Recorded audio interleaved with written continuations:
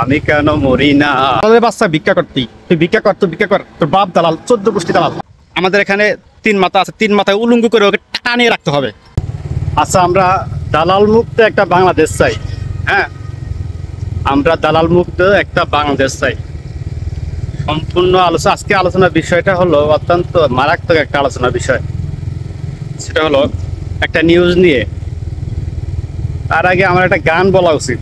হ্যাঁ, আমি পারি না আর পারি না, আমি কেন মরি না, আজরাইল কি চেনে না আমারে গো, আমি পারি না আর পারি না।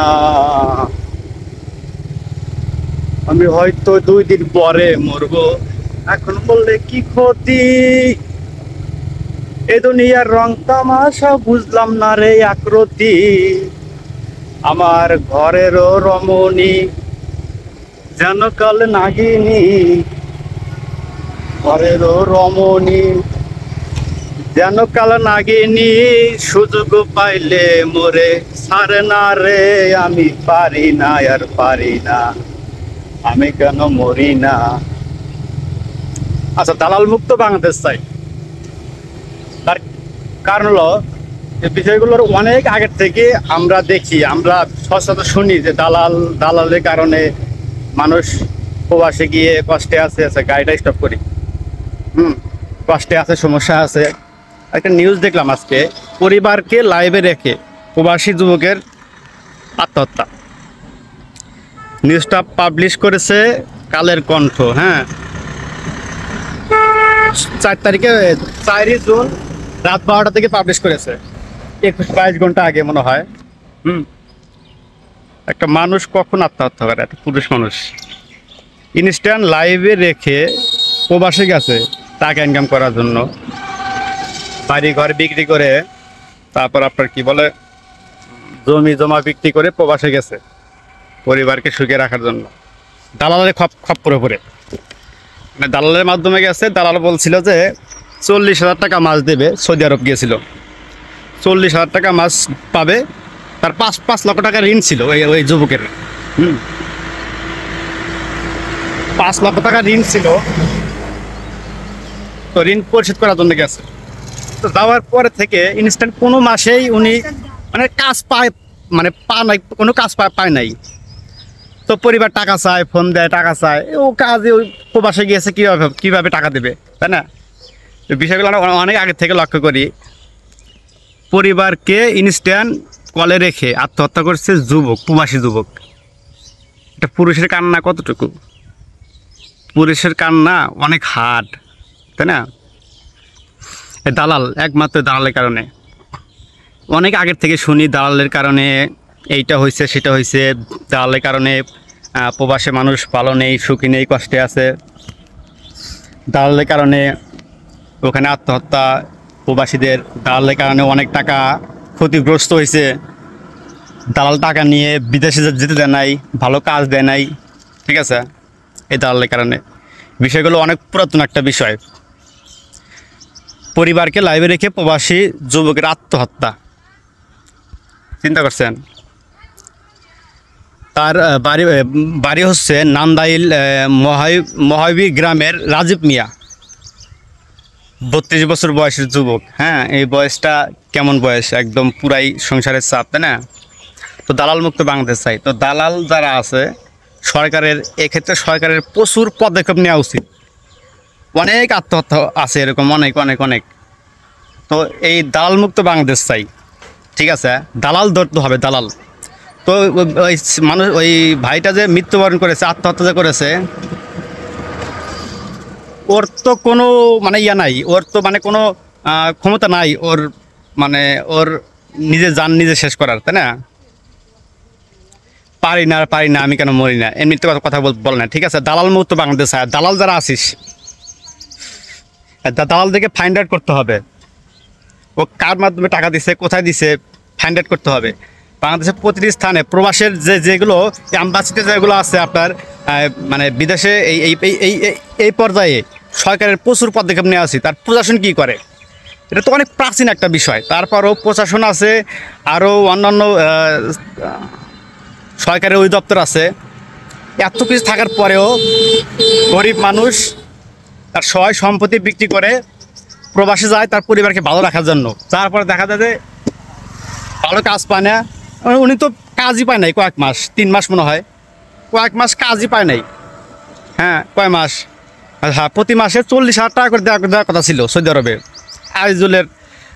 আজিজুল যোগাযোগ করলে এই মাসে, হ্যাঁ এই মাসে না ওই মাসে, মানে এগুলো বলে ওর সাথে যোগাযোগ করলে। তো ও তো দালাল, হ্যাঁ ও তো টাকা মেরে নিছে। দালাল যারা আছিস, দালালের বাচ্চা দালাল, তোদের কারণে যুবকের আত্মহত্যা হয়েছে। দালালের বাচ্চা, তোর বাপ দালাল, তোর 14 গোষ্ঠী দালাল। দালালদেরকে ধরতে হবে,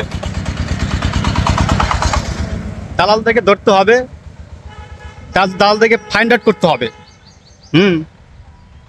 দালালদেরকে আমাদের এখানে 3 মাথা আছে, 3 মাথায় উলঙ্গ করে ওকে টানিয়ে রাখতে হবে। দালাল যারা আছিস, দালালের বাচ্চা দালাল, তোদের কারণে তুই কামাই করে খাইতে পারিস না। ভিক্ষা কর। অনেক ভিক্ষা করতে অনেক মানুষ মাসে 40,000 টাকা ইনকাম করে। তুই ভিক্ষা কর, 50,000 টাকা ইনকাম করে। এরকম ঢাকা শহরে এরকম ভিক্ষুক আছে, তুই ভিক্ষা কর। দালালের বাচ্চা, তুই ভিক্ষা কর। প্রবাসে একটা মানুষ গেছে, প্রবাস জীবন, বাবা মা, এই মানুষ, এই ভাইটা কিন্তু একটা মেয়েও আছে, ঠিক আছে। বাবা মা, আত্মীয় স্বজন, তারপরে ভাই বোন, সন্তানকে রেখে গেছে প্রবাসে, দেশ থেকে বিদেশে গেছে। অনেক ঋণ আছে, ঋণ পরিশোধ করতে হবে। দালালের বাচ্চা এই কাজ করছে। শুধু এই ভাই না, অসংখ্য দালালের মাধ্যমে অসংখ্য যুবকেরা এরকম প্রতারিত হয়েছে। হ্যাঁ, এর অনেক আগে থেকে শুনে আসতেছি এই বিষয়টা। দালালের বাচ্চা ভিক্ষা করতেই, তুই ভিক্ষা কর, তোর বাপ দালাল, 14 গোষ্ঠী দালাল। এই প্রবাসীদেরকে নিয়ে যারা দালালি করিস, এই প্রবাসীদেরকে নিয়ে যারা ইয়া করিস, এই মানে এরকমভাবে প্রতারণা করিস, তোর 14 গোষ্ঠী দালাল। তোর কারণে, তোর এই পাপের কারণে, তোর কারণে তো উনি আত্মহত্যা করছে। আমি শুধু ওনার কথা বলতেছি না, পুরো দালাল যারা আছে তাদের কথা বলতেছি। তোর কারণে তো উনি আত্মহত্যা করছে। হ্যাঁ, তোর কারণে তোর বাবা মা এটার খেসারত দিতে হবে, 14 গোষ্ঠী দিতে হবে। তুই কয় লাখ টাকা নিছিস? আরে 5 লাখ টাকা নিছিস। 5 লাখ টাকাতে তোর কয় বছর যাবে? তুই ভিক্ষা করবি তোর। আর এই দালাল যেটা আছে, যে ভাইটা যে মারা গেছে যার কারণে, ওর তো মাপ নাই, ওর তো কোনো মাপ নাই, ঠিক আছে, ওর কোনো প্রকার মাপ নাই। প্রবাসীদেরকে নিয়ে যারা সিন্ডিকেট করিস, যারা আমাদের বাড়ির পাশে ছোট ভাইরা প্রবাসী যাবে, টাকা নিছে, আত্মীয় মনে হয়, দূর সম্পর্কে আত্মীয়, টাকা নিয়ে আর কোনো খোঁজ খবর নাই।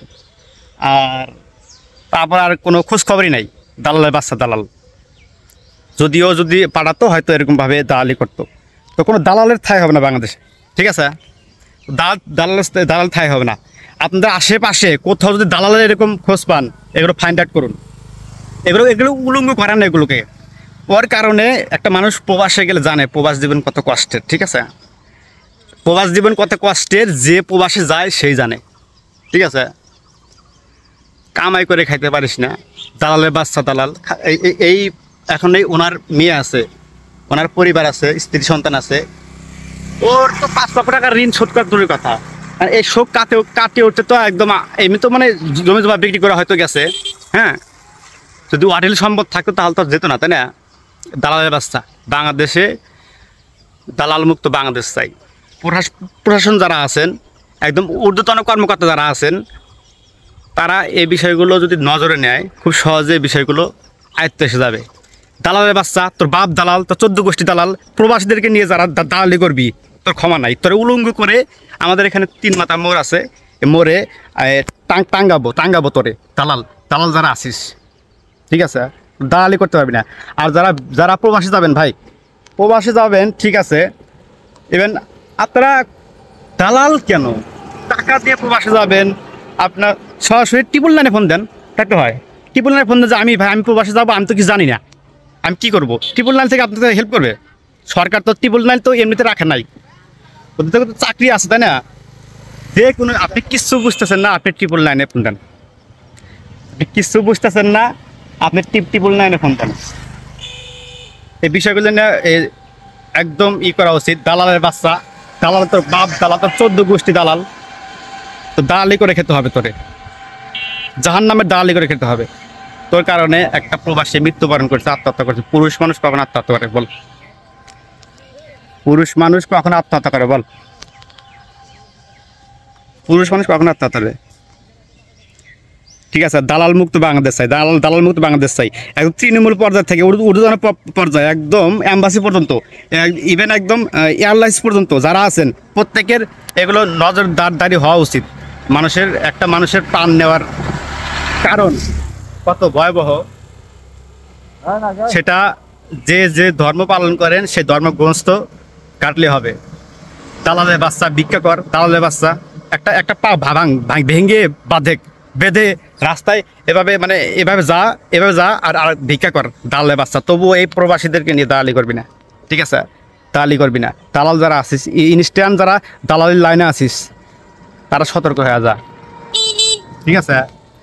আর তারা প্রবাসে গেছেন দালালের মাধ্যমে, আপনারা যত দুঃখ কষ্ট হোক, আপনারা এগুলো ফাইন্ড আউট করেন, এলাকায় আসেন। আমি বললাম না, 3 রাস্তার মোড়ে টানিয়ে রাখবেন।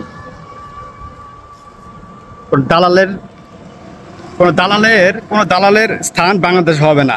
দালালের বাচ্চা, তোর বাপ দালাল। একটা পুরুষ কখনো আত্মহত্যা করতে জানিস? কামাই করে খা বেটা, কামাই করে খা, ঠিক আছে? কামাই করে খা, পড়ার হক মেরে খাইস না, ঠিক আছে?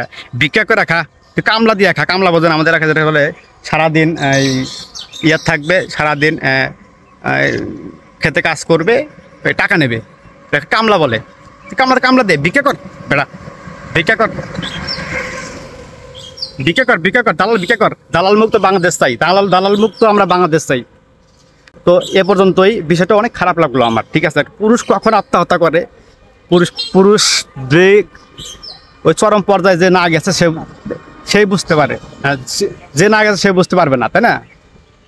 দালাল মুক্ত বাংলাদেশ চাই।